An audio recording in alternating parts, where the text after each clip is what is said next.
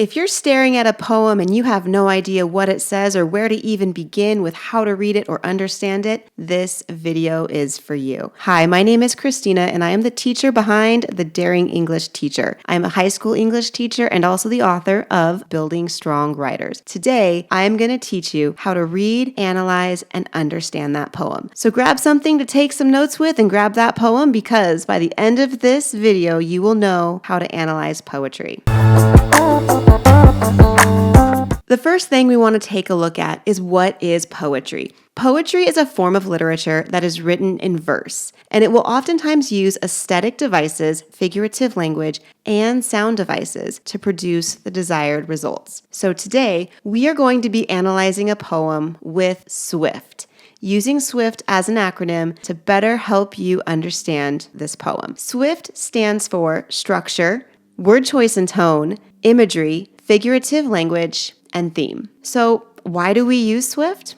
Well, Swift helps readers break complex poems into manageable parts. Each element of the Swift acronym works together to create meaning and help you understand the poem. After all, analysis equals noticing plus explaining plus connecting. So let's dive in. Step one is we analyze structure. Now, structure is really important when it comes to poetry analysis. Poetic structure is not random. Poets make intentional choices about how a poem is organized. And structure can control the pace of the poem, create emphasis on certain ideas or lines, shape the mood or tone, and help reinforce the poem's meaning or theme. You'll want to pay attention to slides that look like this. Whenever I talk about what structure or word choice or imagery can do, these bullet points are essential. This is what you can talk about and write about when you are analyzing your poem. So step one, we analyze a poem for structure. When analyzing poetry, first look at what type of poem is it? What kind of rhythm is there? How many stanzas are there and what kind of line structure do we have? Also, what is the rhyme scheme? The structure of a poem refers to how it is written. When analyzing structure, we look at the poem's rhyme scheme, rhythm, sound devices, and organization. Here are 3 definitions you'll want to know. A stanza is a group of lines in a poem. It's kind of like the paragraph of the poem. A couplet is 2 lines that rhyme.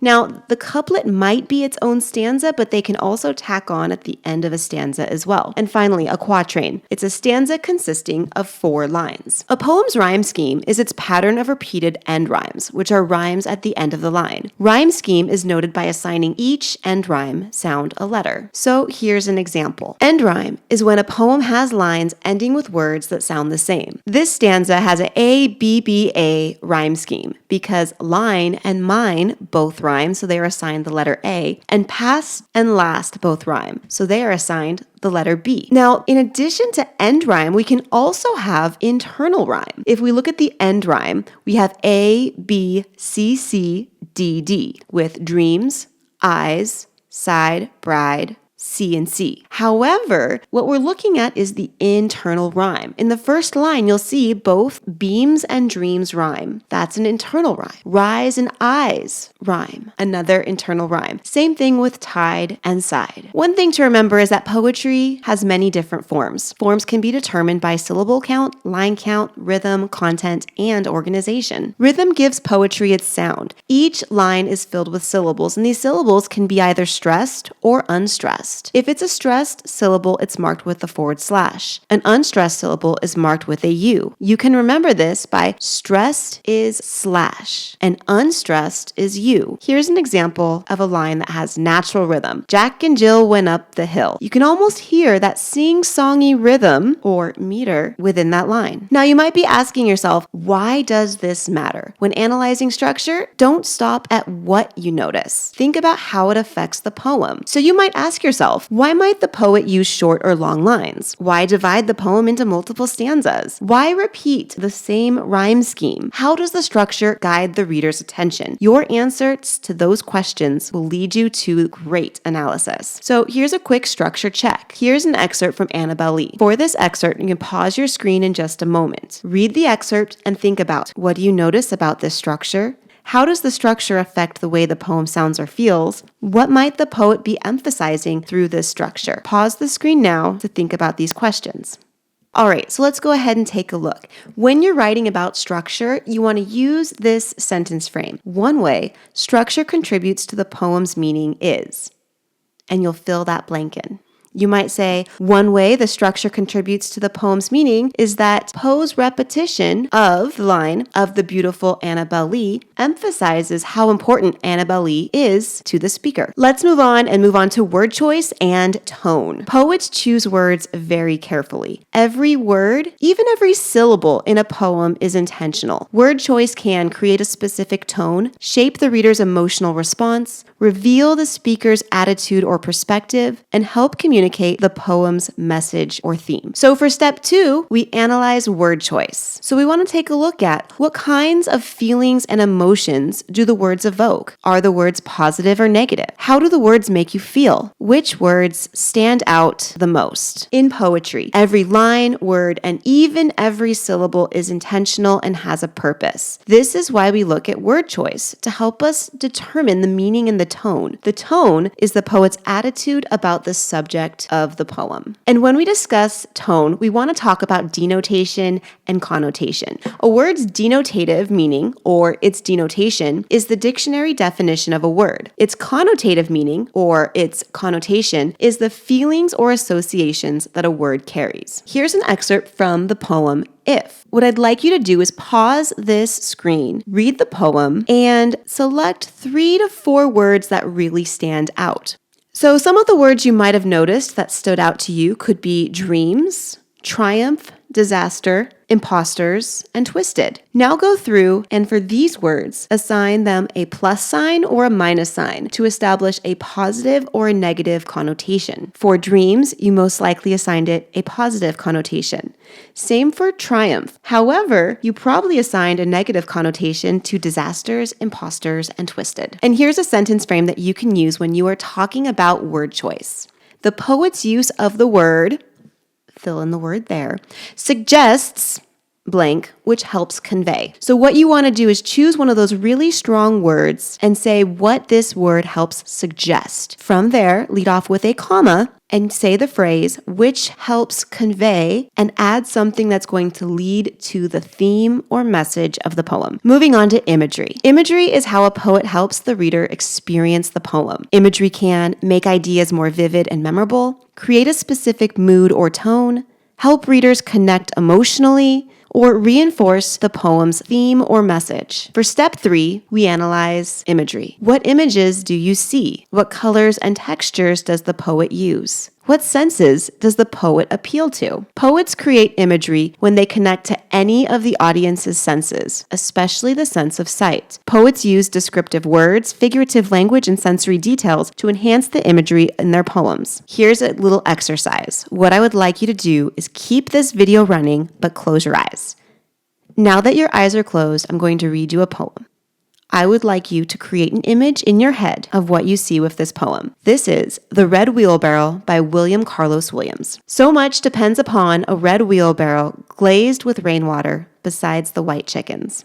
All right, that's the poem. Lock that image inside your brain. What did you see? Most likely you saw a red wheelbarrow. Now, was it bright red or a deep dark red? Now, what about the chickens? Were they soggy or were they fluffy? Even with just a few words, William Carlos Williams is able to establish a very, very sharp, vivid image with this poem. Here's a sentence frame that you can use with imagery. You can say the image of and explain what image you are seeing. Appeals to the sense of, what sense does it appeal to, and helps convey. And this is where, again, you can lead into the poem's message or theme. Let's take a look at figurative language. That is next. Poets use figurative language to express ideas in powerful and memorable ways. Figurative language can create strong imagery, communicate ideas indirectly, add emotional depth, and help reveal the poem's theme or message. Step 4, we analyze figurative language. Ask yourselves these questions. What figurative language is included? How does the figurative language enhance the meaning of the poem? What kinds of images are created? When we analyze poetry, look for these common types of figurative language: similes, metaphors, and personification. In this poem, Dreams by Langston Hughes, he uses two strong metaphors to help articulate his theme. Life is a broken-winged bird, and life is a barren field. Hughes uses these metaphors to show what happens and to illustrate what happens when we forget to hold on to our dreams. When writing about figurative language in poems, you can use this sentence frame. By comparing blank to blank, comma, the poet suggests. And again, after suggests, you're going to be leading into what is the theme or message of the poem. Finally, after we go through structure, word choice and tone, imagery, and figurative language, it is time to move on to theme. Now, it's important to understand theme. The theme of a poem is its message about life or human experience. Theme is a universal idea or insight. Theme is written as a complete sentence, and it is supported by details from the poem. Theme is not one word. It is not a summary of events, and it is not the poet's opinion about a single character. Not a theme would be nature. Nature is one word. We want to develop that into a more complete statement. We could say nature can heal emotional loneliness. So how do poets develop theme? Theme is never really stated directly. It's developed through our structure, word choice, imagery, and figurative language. And by analyzing a poem with the Swift method, we are able to uncover the poem's theme. So step 5 is we take a look at theme. When we take a look at theme, we are asking ourselves, what is the message of the poem? How does this message apply to you? How does this message apply to society? The theme of a poem is its message. Themes should be universal statements that can apply to a broad range of people. Themes need to be more than a one-word statement, and they should be written as complete sentences. So let's take a look at this excerpt from We Alone by Alice Walker.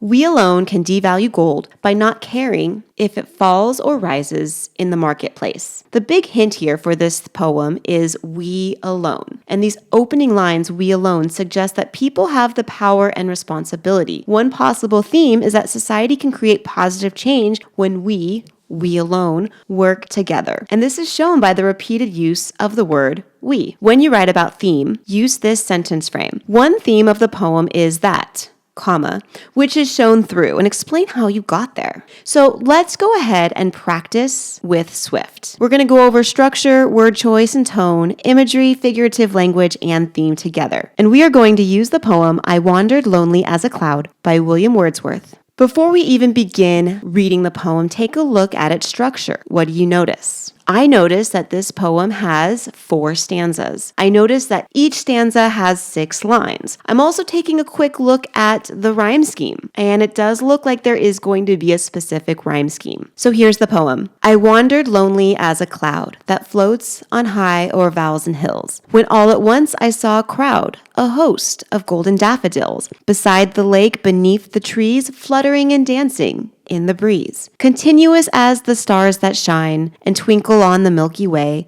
they stretched in never-ending line along the margin of a bay. 10,000 saw I at a glance, tossing their heads in sprightly dance. The waves beside them danced, but they outdid the sparkling waves in glee. A poet could not be but gay in such jocund company. I gazed and gazed, but little thought what wealth the show to me had brought. For oft when on my couch I lie, in vacant or in pensive mood, they flash upon that inward eye, which is the bliss of solitude, and then my heart with pleasure fills, and dances with the daffodils. So let's take a look at this poem's structure. Rhyme scheme, stanza, line length, rhythm, and meter. The poem has 4 stanzas. Each stanza consists of 6 lines, and it rhymes. Each stanza also has the same rhyme scheme, A, B, A, B, C, C. You could say that this is a quatrain with a couplet at the end. That C, C at the end of every stanza is a couplet. Here is a look at the rhyme scheme. Now let's go ahead and look at word choice. Go back and look at the poem. Look for emotional words. Look for meaningful words. Analyze for connotative meanings and select the most powerful word. You can pause the video if you need to do this. Some of the words that you might have noticed are glittering, fluttering, lonely, bliss, solitude, pleasure, and pensive. And you can see that these words mostly have a positive tone. Some can be more negative, and also some, like solitude, depending on the person, can be either positive or negative. These words are going to help us establish the theme of the poem. Next, let's take a look at imagery. Analyze the poem and think about, what do you notice? What do you see and feel? What do you hear, taste, and smell? What words and phrases create these images? So you might have seen a fluffy white cloud floating over a green meadow, or you might have seen a plethora of bright yellow daffodils swaying and fluttering in a breeze. You also might have seen light from the sun reflecting brilliantly off of the body water. Is there anything else that you see? Now let's take a look at figurative language. Pause the video if you need to. Check for similes and metaphors. Check for personification. How does the figurative language enhance the poem? You might have caught these examples of figurative language. We have a simile. I wandered lonely as a cloud that floats on high over valleys and hills. This is a simile comparing the narrator's experience in solitude to the passing of a single cloud. You might have also caught on to this example of personification, a host of golden daffodils fluttering and dancing in the breeze. This example of personification is showing how the daffodils are dancing, giving the daffodils an inanimate object human traits and characteristics. In this poem, the figurative language enhances the imagery. The audience can see the daffodils swaying next to a calmly moving body of water. And finally, taking a look at theme. Take a moment and ask yourself these questions about this poem. What message does the poet want me to know? Think about that. Pause this video if you need to. One possible theme of this poem is the power in which nature can calm the human soul. Another theme is that we are oftentimes so wrapped up in our daily activities that we forget to appreciate what is happening during the moment. So in recapping, I wandered lonely as a cloud, let's take a look at everything we discovered with the Swift poetry analysis. Structure. The poem has 4 stanzas, and each stanza follows an A-B-C-C rhyme scheme. Word choice and tone. Words like fluttering and bliss and jocund suggest a light-hearted and cheerful tone. Imagery. Through figurative language, the poet paints a picture of a warm spring day. The narrator walks by and sees a plethora of golden daffodils alongside a sparkling body of water. Figurative language. There are so many examples of figurative language in this poem. Wordsworth uses the figurative language to paint a picture. We have a simile with I wandered as lonely as a cloud, personification with the waves besides them danced, and another example of personification with 10,000 saw I at a glance, tossing their heads in sprightly dance. Finally, the theme. One of the themes can be about happiness. Now, we can't use happiness as a complete theme because it's only one word, but we can say something like this. Whenever a person is lonesome, they can always look around to the beauty of nature and find something that will bring them joy. So there you have it. Next time you are face to face with a poem that you just don't quite understand and you need a little bit of help understanding it, I want you to take a moment and break down this poem using the Swift acronym. Analyze the poem for its structure, word choice and tone, imagery, figurative language, and theme. I truly do hope that you found this video helpful. Please let me know down below in the comments if there's anything else for your English class that you would like me to break down. Also, if you found this video helpful, please like this video and subscribe to my channel.